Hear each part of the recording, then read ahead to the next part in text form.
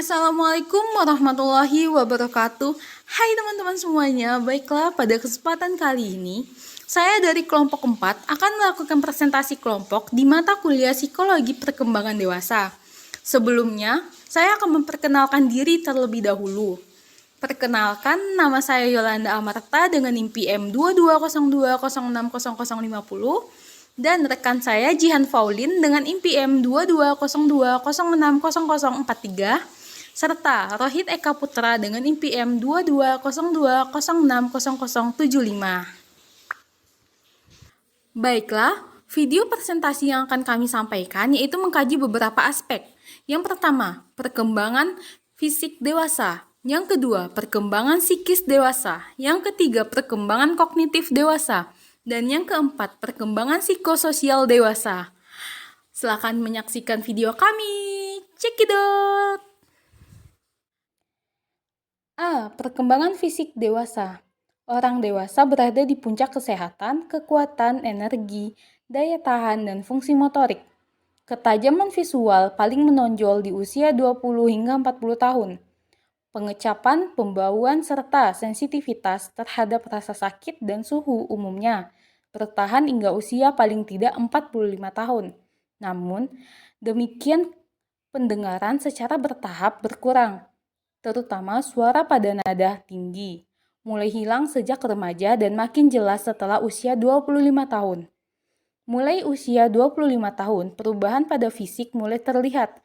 Secara berangsur-angsur, kekuatan fisik mengalami kemunduran, sehingga lebih mudah terserang penyakit. Perubahan-perubahan ini pada sebagian besar manusia lebih bersifat kuantitatif daripada kualitatif. Akan tetapi, mereka masih tetap bisa untuk bertahan dan melakukan aktivitas normal.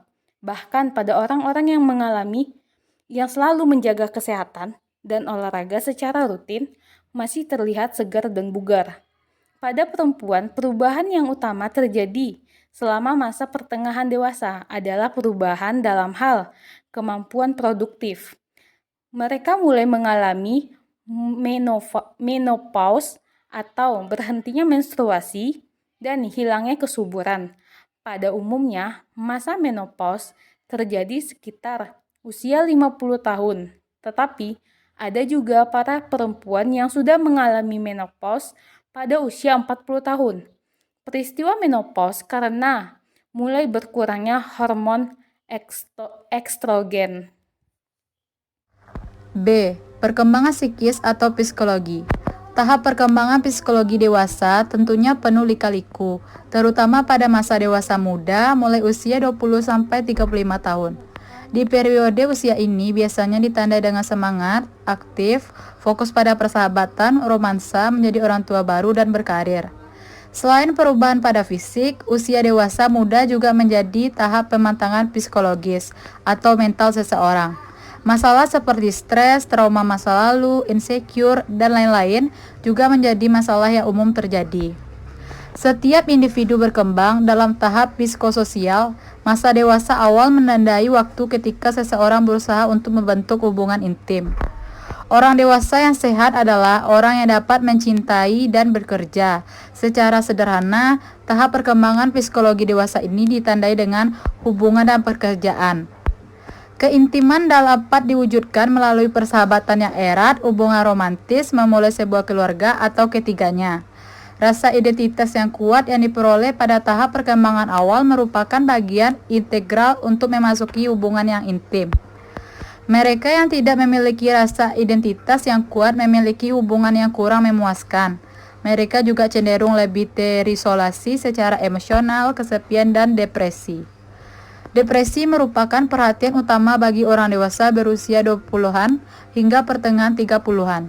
Kebanyakan orang yang didiagnosis dengan depresi berat menerima diagnosis dalam tahap kehidupan ini. Depresi terkait dengan kekerasan, terutama bunuh diri dan gangguan makanan.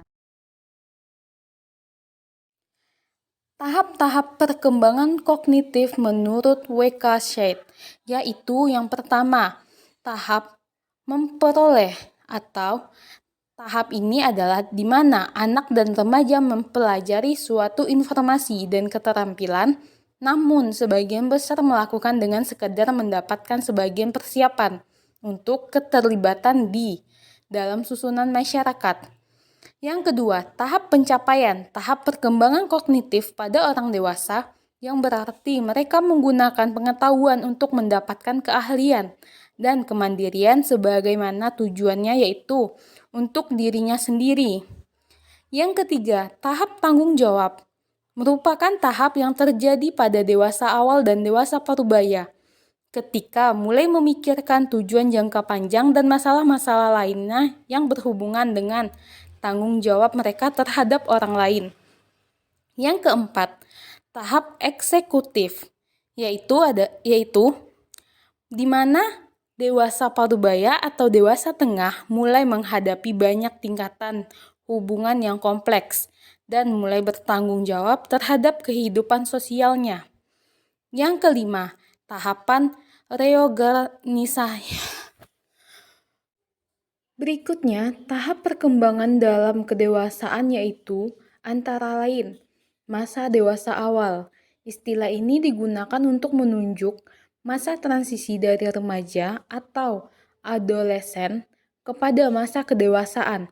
Tahap perkembangan kognitif pada dewasa awal ini termasuk rentang usia dari mulai 18 tahun sampai dengan 40 tahun yang ditandai oleh kegiatan yang sifatnya bereksperimen. Yang kedua, masa dewasa madya. Tahap kedua dalam perkembangan kognitif orang dewasa dalam rentang usia 40 sampai dengan 60 tahun merupakan masa yang terjadi penurunan kemampuan fisik dan perluasan tanggung jawab, yaitu masa di mana individu menjadi lebih sadar akan usia muda dan berkurangnya jumlah waktu hidupnya. Yang ketiga, masa dewasa akhir. Usia lanjut berada pada rentang usia 60 tahun hingga kematian.